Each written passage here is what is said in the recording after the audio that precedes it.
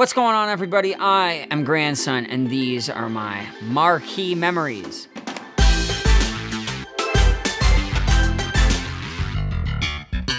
The year is 2012. I'm 19 years old. I'm on acid for the very first time. It was my very first music festival of this scale. I'm walking through the crowd, waiting for it to kick in. Kendrick Lamar starts playing, and I really have to pee, so I go into this forest, and I'm pissing on acid, waiting for it to kick in, and suddenly, it feels like I'm conducting like a symphony. The trees are kind of swaying to the music, and Money Trees comes on. I'm officially having the best day of my life. I dance so hard, I forget that I have feet. I'm just floating, and closing out the night is Mumford & Sons. They start going into, it was not your fault but mine, and I'm just crying at this point. I don't even realize I'm crying. 20, 30, 40,000 people knowing every word, a big community, family of music, and I think that was the moment that I realized that this was what I wanted to spend my life pursuing.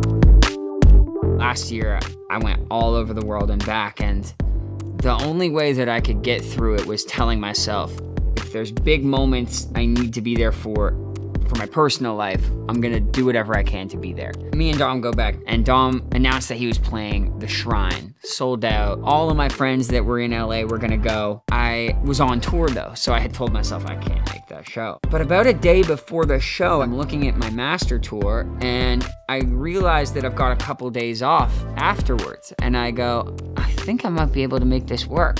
I'm opening for Bring Me the Horizon. We're playing 5,000 people in Arizona the same night. So I play my set, and while I'm on stage, my tour manager Dan books me an Uber. I finish the show, still in my stage clothes. I don't even bring a bag. I don't even bring my toothbrush. I'm like, we're gonna figure it out.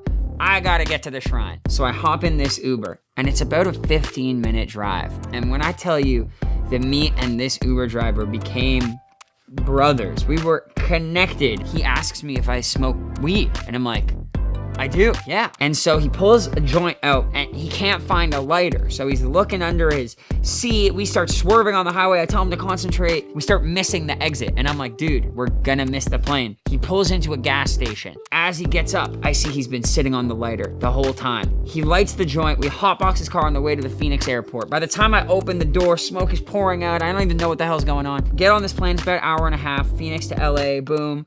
Pick up my friends. Everybody's feeling good. I can't believe I've made it. None of them can believe I'm there. We get there as Dom is hitting the first note. There's lasers, there's pyro, everyone's wearing sunglasses inside. Very cool time. I probably lost a week that night of my life, and that's what it's all about. So I don't know if I'm supposed to tell people this, but in Los Angeles, there's like a very small, intimate setting where some of the biggest artists in the world play. I guess you could call it like a music fight club. A good friend of mine runs a place called the Winston House. He was the one that gave me the call and said, we're doing something for this Irish Heritage Month. If you're in town, you should come. It's gonna be a good time. He kept it really vague. So I showed up. There's maybe 25, 30 people in a room. And on stage walks this like titan, this absolute musical behemoth, 6'11", and his voice is even bigger. And he goes on stage just armed with him and an acoustic guitar. And he was personable, incredibly talented, and smart, and worked through old songs, new songs off his new album. It was one of the most incredible displays of just a man and his guitar on stage. It was just a really special moment. Thanks for listening to my Marquee Memories, and catch me on tour this summer to make some of your own.